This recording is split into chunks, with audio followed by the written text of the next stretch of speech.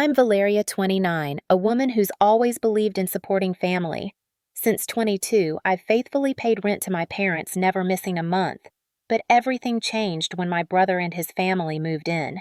My world shattered when Mom suddenly demanded I pay double rent while my brother paid nothing. Wait till you hear what I did next. Before I continue, let me know where you're watching from in the comments. Hit that like button and subscribe to see how I found an unexpected solution to this family drama. Growing up in our four-bedroom suburban home, I always felt a sense of belonging despite the complicated dynamics of our family. After graduating with my marketing degree 7 years ago, I made the decision to move back home temporarily. The plan was simple: save money while helping my aging parents with bills and maintenance. We agreed I would pay $800 monthly rent, which covered my spacious bedroom-bathroom access and utilities. My father, Robert, a retired construction foreman with kind blue eyes and calloused hands, always supported my decisions. We shared a special bond, often spending Sunday mornings working on home projects together, or simply enjoying coffee on the back deck, discussing books we both loved. He taught me the value of hard work and independence, always encouraging me to pursue my dreams while keeping my feet firmly planted on the ground. My relationship with my mother, Diana, was considerably more complex. A former administrative assistant who now devoted herself to community volunteer work, she loved me in her own way, but her affection always came with conditions. She had exacting standards for everything from how I dressed to my career choices, and never hesitated to voice her disappointment when I failed to meet her expectations. Our conversations often felt like walking through a minefield with criticism disguised as concern. "Valeria, don't you think that outfit is a bit young for someone your age?" she would say, or, "Have you considered applying for that supervisor position? At your age, I was already managing a team." But the most challenging aspect of our relationship was her blatant favoritism toward my younger brother, Jackson. 3 years my junior at 26, Jackson had mastered the art of avoiding responsibility. Handsome and charming when he wanted to be, he had dropped out of community college after 3 semesters, claiming it wasn't the right environment for his creative mind. Since then, he had bounced between jobs as a bartender, retail associate, freelance photographer, and most recently an aspiring social media influencer, none of which provided stable income. "Jackson is finding himself," my mother would explain whenever I expressed frustration at his lack of direction. "He's an artist at heart. Not everyone can be as structured as you." Despite my brother's shortcomings, I focused on building my own life. I had secured an assistant marketing position at Meridian Communications 3 years ago and had recently been promoted to junior marketing strategist. Every month, I faithfully transferred my rent to my parents' account, often adding extra when special occasions or household repairs arose. I contributed to groceries, cooked dinner twice weekly, and kept the common areas clean after use. In the evenings, I would sit at my desk by the window, tracking my savings and researching affordable homes in nearby neighborhoods.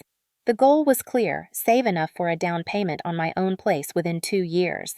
Independence had always been important to me, but I was willing to delay it slightly to help my parents and accelerate my financial goals. "You're so responsible, Val," my father would say, using his special nickname for me. "Sometimes I worry you're not enjoying your youth enough."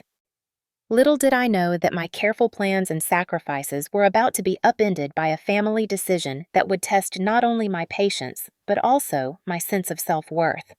Looking back, I should have seen the signs. The hushed phone conversations my mother would have in the kitchen, her suddenly asking me how much space I needed in the garage, and the additional groceries appearing in our pantry. But caught up in meeting a deadline for an important client presentation, I missed the clues that my life was about to change dramatically. The revelation came during what was supposed to be a regular Friday family dinner. I had prepared my signature lasagna, a recipe I had perfected over years of trying various combinations of cheeses and seasonings. The aroma filled our dining room as I set the table with the good dishes, a sign that I sensed something special was happening, though I couldn't quite place what. My father seemed unusually quiet, fidgeting with his napkin and avoiding eye contact. My mother, however, was animated, chattering about neighborhood gossip and her garden club's upcoming competition. As I poured water into glasses, she cleared her throat dramatically. "Valeria, your father and I have something important to discuss with you," she announced, her voice taking on that authoritative tone I recognized from childhood announcements. I sat down slowly, my mind racing through possibilities. Were they selling the house? Had someone received a concerning medical diagnosis? Were they finally taking that European cruise they'd been talking about for years? Jackson, Amanda, and little Noah will be moving in with us next week. She stated, her expression daring me to object. They've been having some financial difficulties, and they need a fresh start. The lasagna suddenly tasted like cardboard in my mouth. Moving in for how long? I managed to ask after a long sip of water. They were evicted from their apartment, my father explained gently. They fell behind on rent after Jackson lost his job at the bar. My mother shot him a disapproving look. It wasn't his fault. The manager had it out for him from day one. Besides, he's been focusing on building his social media presence. That's the future, you know. I placed my fork down carefully. I see. And where will they be staying? We only have 4 bedrooms. Mine, yours, the guest room, and Dad's office. We'll convert the office, of course, my mother replied as if it were obvious. Your father barely uses it anymore, and we can move his desk into our bedroom. I glanced at my father, noticing the resignation in his eyes. His office was his sanctuary, the place where he read, built intricate model ships, and escaped when my mother's constant critiques became too much. Now he would lose that space. Dad, are you okay with this? I asked directly. He shrugged. Family comes first, Val. Jackson needs help right now. Later that evening, I found my father alone on the back deck, staring into the darkness. I joined him, wrapping a cardigan around my shoulders against the evening chill. Are you really okay with all this, Dad? I asked softly.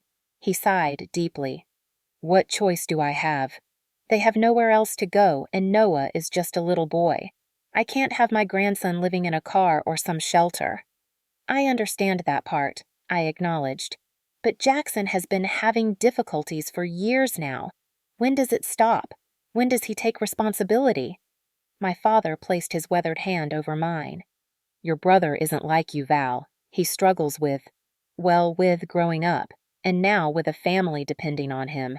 He trailed off, then added, Your mother has always protected him. You know that. I did know.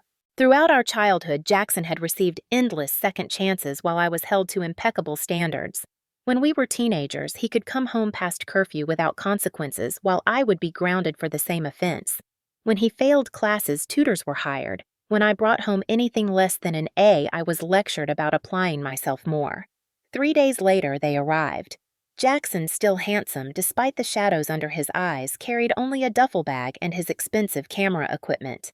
Amanda, his wife of 4 years, directed the moving process with military precision, instructing my parents where to place their numerous boxes and furniture. Their son Noah, a wide-eyed 3-year-old with Jackson's curls clung to a stuffed dinosaur, looking overwhelmed by the commotion. Auntie Val, Noah exclaimed when he spotted me breaking away from his mother to wrap his arms around my legs. I bent down to hug him properly. Hey, buddy, I'm so excited you're going to be staying here. Amanda's voice cut through our moment. Noah, come help Mommy unpack your toys. Her tone softened when addressing her son, but hardened again when she turned to me. Valeria, still living with your parents at your age, I thought you had some big-shot marketing job. I straightened up, forcing a polite smile. I do. I've been saving for a house down payment while helping out here. She raised an eyebrow. How practical. The word sounded like an insult coming from her lips. Over the next few days, the house transformed. My father's carefully organized office became a chaotic explosion of toys, Jackson and Amanda's queen-sized bed barely fitting among the boxes they hadn't bothered to unpack. The living room now featured Noah's play area, complete with a miniature kitchen set and train table. The bathroom counter I shared was suddenly crowded with Amanda's expensive skincare products and makeup. What struck me most was the inequality that quickly established itself.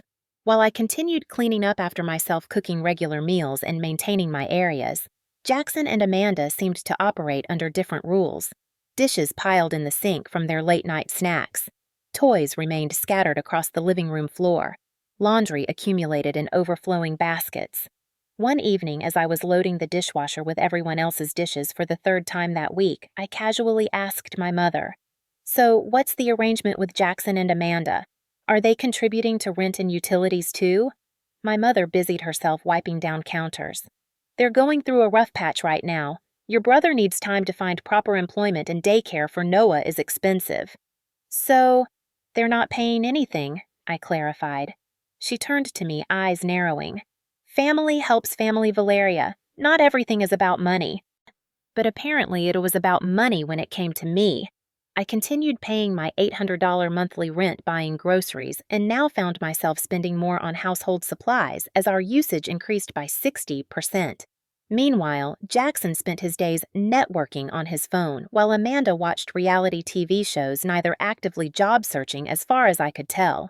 After 4 weeks of this new living arrangement, I was reaching my breaking point.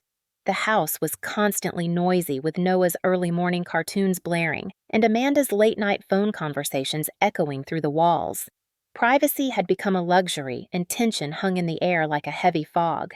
I had started spending more time at work or at coffee shops, returning home only when necessary. My bedroom had become my refuge, though even that sanctuary was frequently invaded. Auntie Val played dinosaurs, Noah would say, bursting into my room without knocking while I tried to complete work projects. Though I adored my nephew, these interruptions made meeting deadlines challenging. When I gently suggested to Amanda that Noah should knock first, she scoffed. "He's just a child. Don't be so uptight. It's not like you're doing anything important in there." Jackson rarely acknowledged the inconvenience their presence caused. When he did speak to me, it was usually to borrow something: my phone charger, my Bluetooth speaker, my streaming service passwords. Nothing was ever returned without multiple reminders. The bathroom situation had become particularly frustrating. Despite our agreed schedule, I would often find the shower occupied during my allotted time, forcing me to rush my morning routine and arrive at work flustered and unprepared. "Can we please respect the bathroom schedule?" I asked during dinner one night. "I have important meetings in the mornings and I need to be properly prepared." "Some of us have a child to get ready," Amanda replied sharply. "Your meetings can wait." My mother nodded in agreement. "Valeria, you need to be more flexible. A family this size requires compromise." The breaking point came on a Friday evening. After an exhausting week culminating in a successful pitch to a major client, I returned home eager to relax in my room with a glass of wine and the new mystery novel I had been saving. The house was unusually quiet. My parents had gone out to dinner and Jackson's car was missing from the driveway. I entered my bedroom and stopped cold. Something was different. My dresser drawers weren't fully closed. The stack of books on my nightstand had been rearranged. My laptop was open when I distinctly remembered closing it before leaving. A quick inspection confirmed my suspicions: someone had been through my things. My favorite cashmere sweater was missing from its drawer. The expensive face cream I had treated myself to as a promotion gift had been opened and used. And most alarmingly, my personal journal had been moved from its hidden spot beneath my mattress. I found Amanda in the kitchen applying a familiar shade of lipstick while checking her reflection in her phone camera. "Did you go through my room today?" I asked, struggling to keep my voice level. She barely glanced at me. "I needed to borrow a few things. Noah spilled juice on my top, and I had nothing to wear for dinner with Jackson's potential business partner." "That's my new sweater," I said, noticing the soft blue cashmere draped over her shoulders. "And my lipstick. And you used my face cream." She shrugged. "We're family now. Besides, you have so many nice things just sitting there unused." "Don't be selfish." "Those things aren't unused," I replied, my patience evaporating. "They're mine. I worked hard to buy them. You can't just take people's belongings without asking." "God, you're so materialistic," she huffed. "No wonder you're still single if this is how you react to sharing." Before I could respond, Jackson and Noah returned, and soon after my parents arrived home. I retreated to my room, seething but unwilling to create a scene in front of my nephew. The next morning, my mother called a family meeting in the living room. I assumed it would address the boundaries that had been repeatedly crossed, but I was sorely mistaken. "We need to discuss household finances," she began, sitting primly on the edge of the sofa with her notepad. "With 5 adults and 1 child now living here, our expenses have increased significantly." I nodded, relieved. Finally, Jackson and Amanda would be asked to contribute. "Valeria," my mother continued, turning to me, "since you have a stable job with benefits and regular income, we need you to increase your monthly contribution." I blinked in confusion. Increase my contribution. I already pay $800 in rent, plus buy groceries and supplies. Yes, but that was the arrangement when it was just you. Now we have 3 additional people living here. 3 additional people who aren't paying anything, I pointed out. My mother's lips thinned. Your brother is between jobs and Amanda is a full-time mother. They can't afford rent right now. So why am I the one who has to pay more? That doesn't seem fair. Jackson sprawled on the armchair, scrolling through his phone. Not everyone has a cushy office job, sis. I stared at him incredulously. Cushy, I work 50-hour weeks and earned my position through hard work and 2 marketing degrees that I'm still paying off. Valeria, my mother interrupted sharply, we're not asking for much. Just an increase to $1,600 per month, which is still less than what you'd pay for a 1-bedroom apartment in this area. The amount hit me like a physical blow. Double my current rent, while Jackson and Amanda paid nothing. I looked to my father for support, but he avoided my gaze, suddenly very interested in the pattern of our area rug. Dad, I prompted softly. He sighed. Your mother has done the calculations, Val, with the additional utilities and groceries, which I already contribute to separately, I interjected. We need to make this work for everyone, he finished weakly. For everyone, I repeated, my voice rising despite my efforts to stay calm. How is this working for me? I pay while they live here for free. They use my things without permission, disrupt my work, and now I'm supposed to subsidize their living expenses too. Amanda gasped dramatically. We're family. Noah needs a stable home. And I don't deserve one, I countered. I've been paying rent faithfully for years.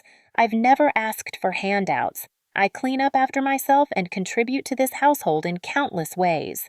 My mother stood up, her expression thunderous. That's enough. I won't have this selfishness in my house. Your brother needs help right now, and as the successful one, you should be happy to provide it. Family supports family. Unless that family is me, apparently, I said quietly, a cold realization washing over me. I looked around the room at Jackson's indifferent expression, Amanda's performative offense, my father's uncomfortable avoidance, and my mother's unyielding stance, and suddenly understood that nothing would change. The pattern established throughout my childhood would continue indefinitely. Jackson would receive endless support and excuses, while I would be expected to shoulder responsibility without recognition. With a strange sense of calm, I nodded. I'll think about it. But in my mind, a decision had already crystallized. It was time for a change. That night, I lay in bed staring at the ceiling, the house finally quiet after another chaotic evening. My mind replayed years of similar scenarios. Jackson, forgetting to return money. He borrowed my mother, making excuses for his behavior.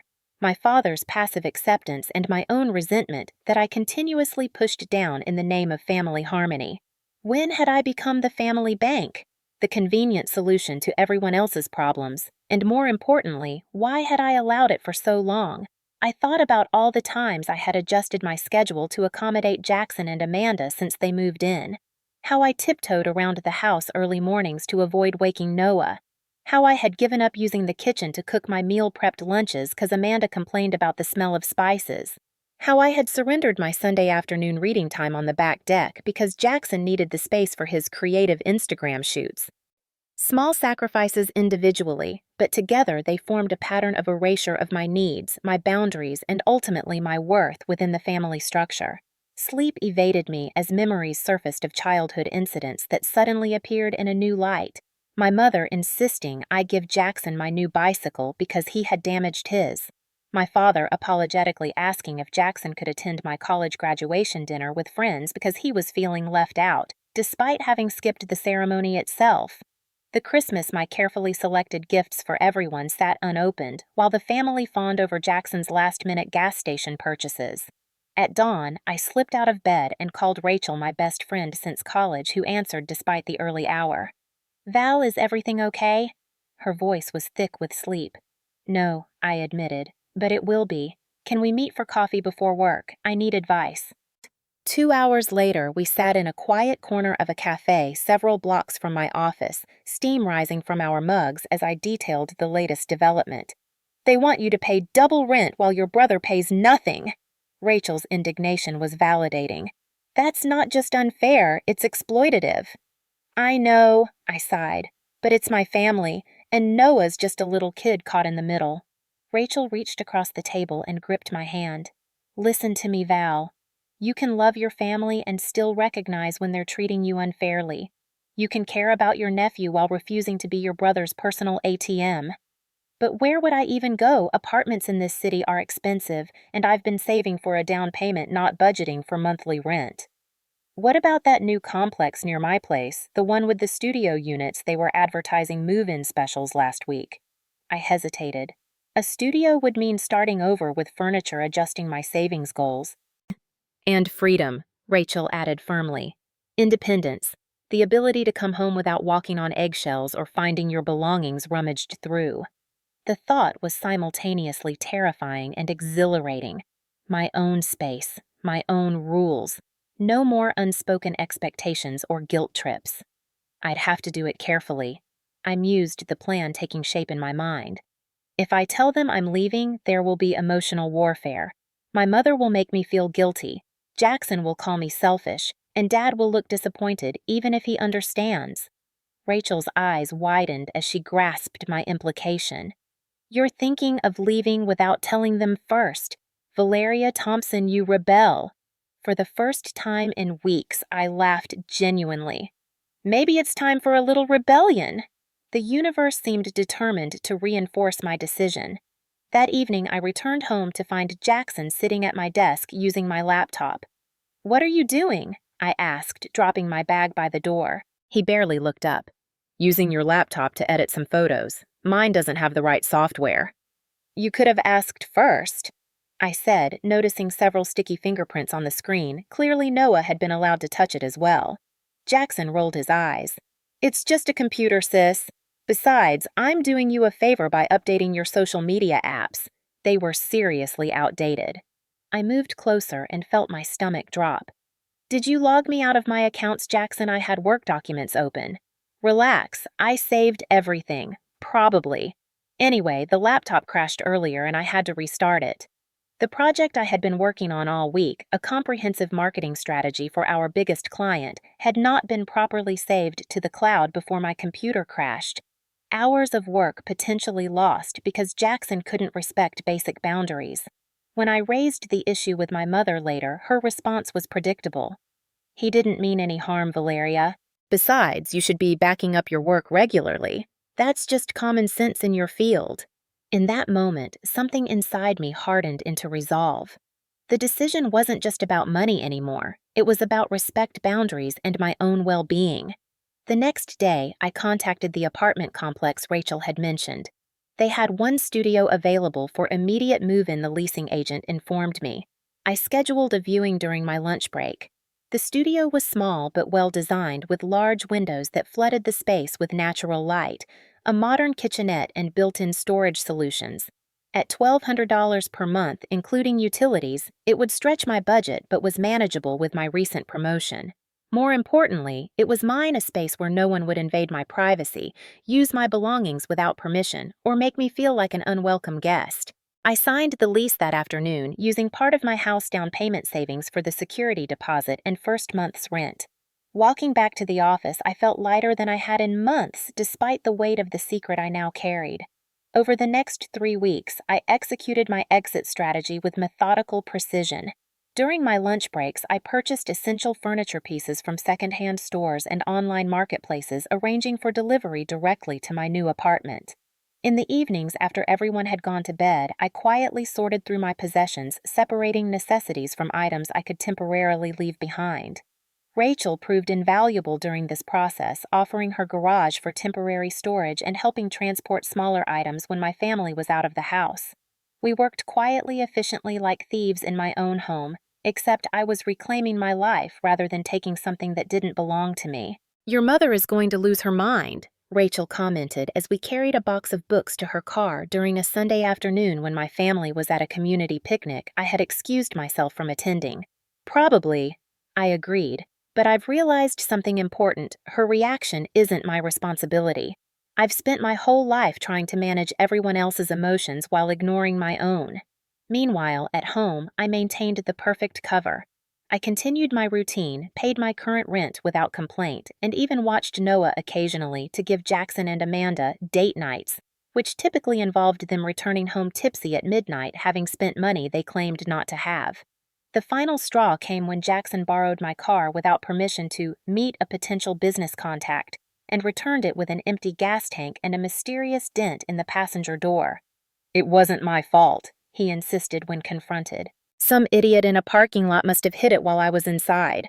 "You should have left a note," my father suggested weakly, "and wasted time waiting for someone who probably doesn't have insurance." "Come on, Dad, it's just a small dent. Valeria's insurance will cover it." "With a $500 deductible that I would have to pay," I pointed out. My mother sighed dramatically. "It's always about money with you, isn't it? Your brother is trying to build a future for his family." The irony was almost laughable. I had spent years being careful with money planning for the future, helping my parents, and somehow I was the materialistic one. Meanwhile, Jackson drained resources from everyone around him without consequence or gratitude. I said nothing, merely nodding and retreating to my increasingly empty room. The move-out date was circled on my calendar Saturday, just 4 days away, when my parents would be visiting my aunt in a neighboring state. Jackson and Amanda had already announced plans to attend a friend's housewarming party, giving me the perfect opportunity to complete my move without interruption. The final days crawled by with excruciating slowness. I packed the last of my belongings in suitcases that could be quickly loaded into Rachel's SUV.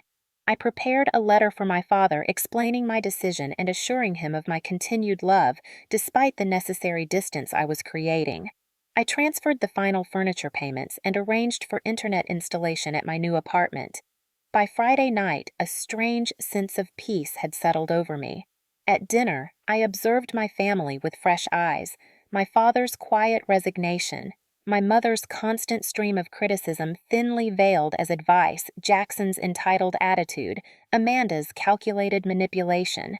They were family, and I loved them, but I no longer felt obligated to sacrifice my well-being for their comfort. Saturday morning arrived bright and clear. I helped my parents load their overnight bags into their car, hugged my father a moment longer than usual, and waved as they drove away. Jackson and Amanda left shortly after with Noah in tow, promising to return sometime tomorrow from their friend's party. The moment their car disappeared around the corner, I called Rachel. "Operation Independence is a go." 3 hours later, with the help of Rachel and 2 of my co-workers who had offered their assistance and a pizza lunch, the last of my belongings were loaded into vehicles.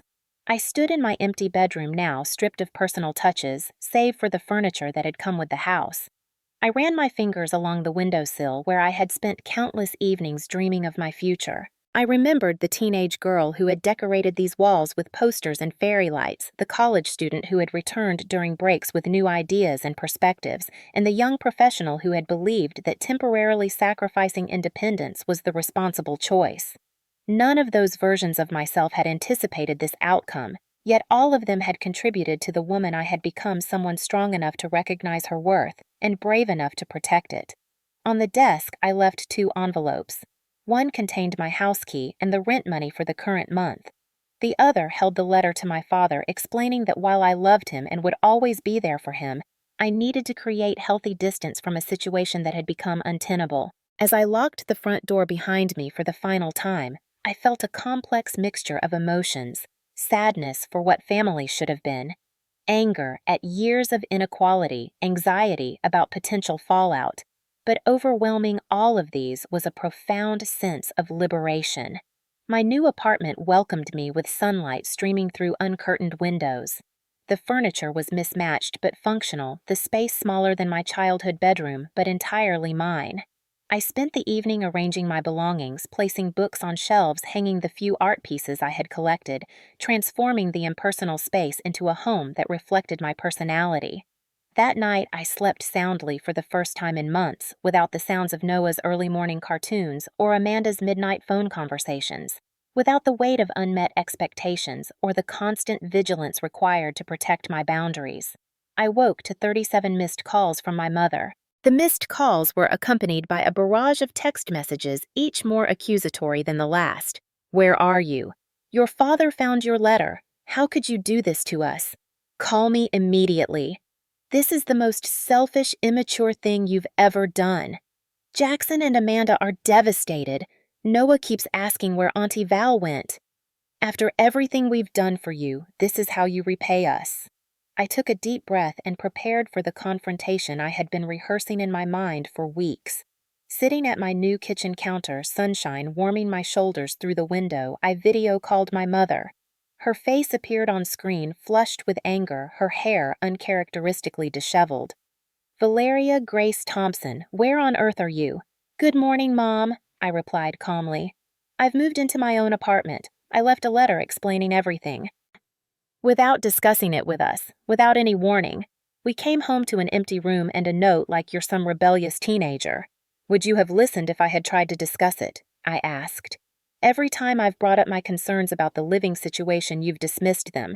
Every time I've asked for fair treatment, I've been called selfish. This isn't about fair treatment, she sputtered. This is about family obligation. Jackson has always needed something. I interrupted gently but firmly. And I've always been expected to give it, whether it's my toys as children, my car as teenagers, or my money as adults. That pattern isn't healthy for any of us. My father's face appeared in the frame, his expression a mixture of hurt and understanding. Val, we could have worked something out. You didn't need to leave like this. I tried, Dad. For weeks, I've tried to establish basic boundaries, privacy in my room, respect for my belongings, consideration for my work schedule. Nothing changed. My mother's face hardened. Well, if you think this childish display gets you out of your responsibilities, you're mistaken. You still need to pay your share of the household expenses.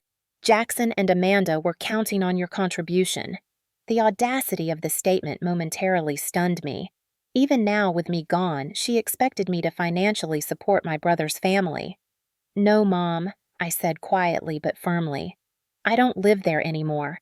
I'm not responsible for supporting Jackson, Amanda, and Noah. They're adults who need to figure out their own finances just like I have. But they can't afford. That's not my problem to solve. I interrupted, surprising myself with my resolve. I've paid rent faithfully for years. I've contributed to this family financially and emotionally without complaint. But I won't be taken advantage of anymore. My mother's expression shifted from anger to manipulation, tears welling in her eyes. So you're abandoning your family when we need you most. What about Noah? Don't you care about your nephew? I love Noah very much, I replied steadily. And he's welcome to visit me anytime with proper arrangements. But his parents are responsible for providing for him, not his aunt. I never thought you could be so cold, she whispered. I'm not being cold, Mom. I'm establishing healthy boundaries. There's a difference. My father placed a hand on my mother's shoulder. Diana, maybe we should give Val some space. She's an adult, making her own decisions. Don't you dare take her side in this, Robert. My mother shrugged his hand away. She's being completely selfish, after all we've sacrificed for her. I took another deep breath. Mom, I'm happy to have a conversation about this when you're calmer.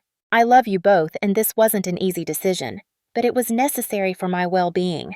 I've left this month's rent, and I've paid all outstanding bills. Beyond that, I need to focus on my own life now. Valeria, she began, but I gently interrupted. I need to go now. I have some unpacking to do. Dad, I'll call you later this week, okay? My father nodded, a sad smile crossing his features. Okay, Val. Take care of yourself. I ended the call before my mother could launch into another tirade, then sat in the silence of my new home processing the conversation. It had gone almost exactly as expected. My mother's anger, manipulation, and refusal to acknowledge my perspective were all predictable responses. What surprised me was my own calmness, the certainty that I had made the right decision despite the emotional turmoil it caused. My phone buzzed with a text from Jackson. Way to leave us hanging, sis. Mom's freaking out, and now we're stuck with all the bills. Real mature. I didn't respond. There was nothing to say that would penetrate the narrative he had constructed, where he was always the victim and never the cause of his own circumstances. Instead, I continued unpacking, arranging my small kitchen with the few pots and dishes I had brought, making my bed with fresh linens, and placing my favorite reading chair by the window. With each item I positioned in my new space, I reclaimed a piece of myself that had been suppressed in the name of family harmony. That evening, Rachel came over with takeout and wine to celebrate my first night of true independence. To freedom, she toasted, raising her glass.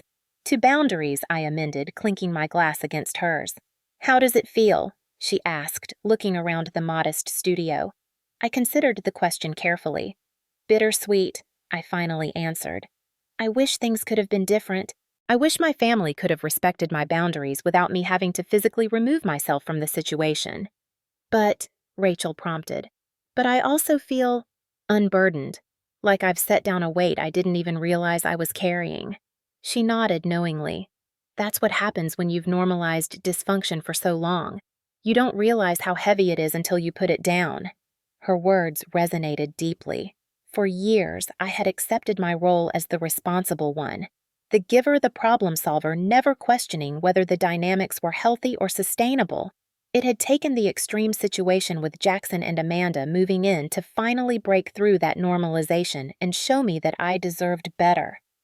Do you think they'll ever understand? I asked quietly. Rachel considered this. Your dad might. He seems to recognize what's happening even if he doesn't have the courage to challenge your mom's decisions. Your mom and Jackson, she shrugged. People don't change unless they're forced to. Maybe losing their convenient financial solution will be the wake-up call they need. I wasn't holding my breath for that transformation, but I hoped she was right. The 3 months following my departure were a period of profound adjustment and growth.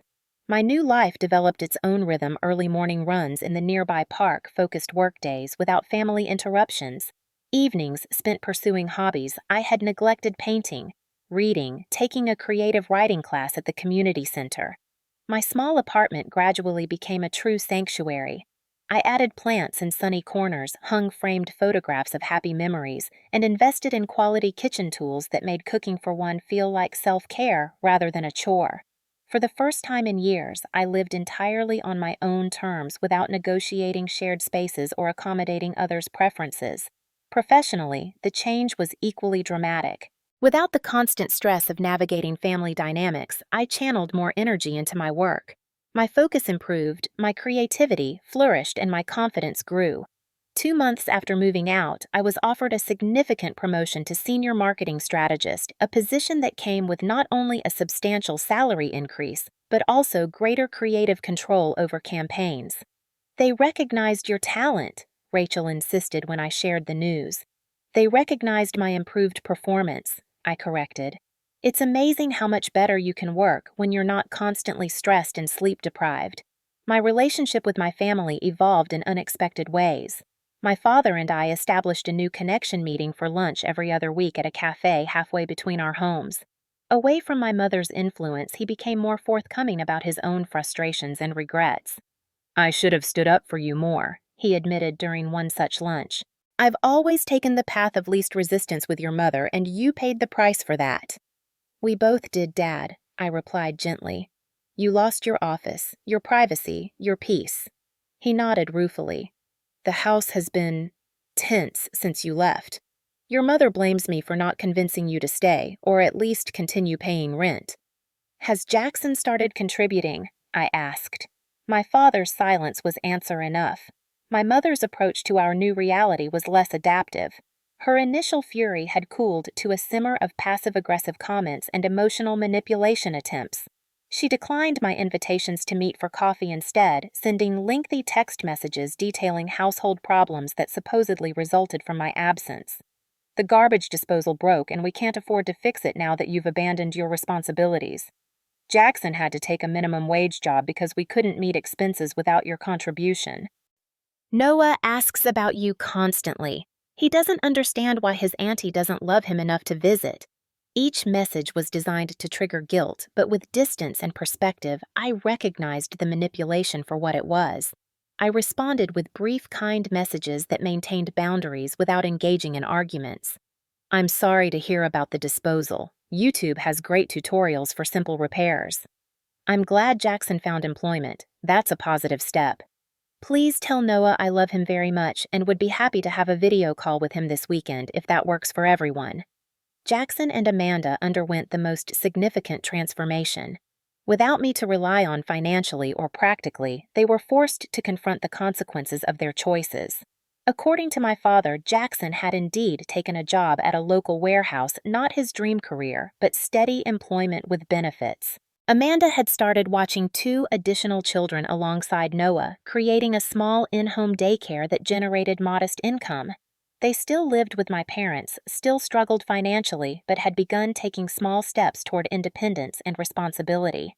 Whether this change would be temporary or permanent remained to be seen, but I allowed myself cautious optimism. About 12 weeks after I moved out, I received an unexpected text from my mother. "Can we meet for coffee tomorrow, just the 2 of us?" We met at a small cafe near my apartment. My mother arrived precisely on time, impeccably dressed as always, but with new lines of stress around her eyes and mouth. "You look well," she said after we had ordered, studying me with an appraising gaze. "Thank you. I am well," I replied simply. An awkward silence stretched between us until our drinks arrived. My mother wrapped her hands around her mug, staring into its depths. "Your father thinks I should apologize," she finally said. I waited, saying nothing. "He says I've always favored Jackson and that I treated you unfairly. That asking you to pay double rent while Jackson paid nothing was exploitative." She pronounced the word as if it tasted bitter. "And what do you think?" I asked quietly. She sighed, her shoulders dropping slightly. I've always seen you as the strong one, the capable one. Jackson needed more help, more guidance, more support. You seemed fine on your own." "Being capable doesn't mean I don't need support or fair treatment," I pointed out. "It just means I hide my struggles better." My mother nodded slowly. "Perhaps I've taken advantage of your strength. It was easier to lean on you than to make Jackson grow up." It wasn't quite an apology, but it was the closest my mother had ever come to acknowledging her role in our dysfunctional family dynamic. A small crack in the armor of denial she had maintained for decades. "How are they doing, Jackson and Amanda?" I asked. "They're adjusting. Jackson complains constantly about his job, but keeps going. Amanda's daycare business is growing. Noah started preschool last week." A faint smile touched her lips. "He wore the backpack you gave him for his birthday." "I'm glad," I said sincerely. Another silence fell less awkward than the first. "We miss you," my mother finally admitted, meeting my eyes. "The house feels different without you." "I miss aspects of living there too," I acknowledged. Sunday mornings with Dad, family movie nights, being there for Noah's little milestones. "You could visit more." She suggested, a hint of her old controlling tone creeping in. "I could," I agreed, with clear boundaries and mutual respect. My mother's lips tightened momentarily, then relaxed. "I suppose we all have adjustments to make." It wasn't a perfect reconciliation. Years of established patterns couldn't be undone in a single conversation. But it was a beginning, a recognition that our relationship needed to evolve into something healthier with boundaries that protected both of us. As I walked home afterward, I reflected on the journey of the past few months. The pain of recognizing my family's dysfunction had been intense, the decision to leave agonizing, the aftermath challenging. Yet through it all, I had discovered a strength I hadn't known I possessed: the courage to stand up for my worth, to demand respect, to create the life I deserved rather than the one others expected me to accept. My new apartment waited, sunlight streaming through windows I had hung with curtains chosen solely for my own preference. My space, my sanctuary, my choice. The path to healing wasn't linear. There would be difficult conversations ahead. Boundaries tested old patterns, threatening to reassert themselves. But I had found my voice, and I wouldn't surrender it again. Sometimes the most profound act of love for family and for oneself is the courage to say no to harmful patterns and yes to healthier possibilities.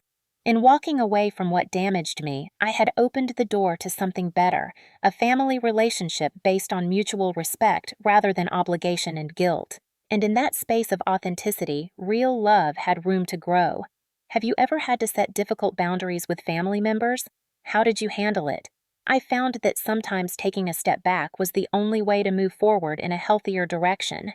If this story resonated with you, please like and subscribe to hear more about navigating complicated family dynamics. Share in the comments your own experiences with setting boundaries. I read every comment and would love to connect with you. Thank you for listening, and remember that prioritizing your well-being isn't selfish. It's essential for building authentic relationships that truly last.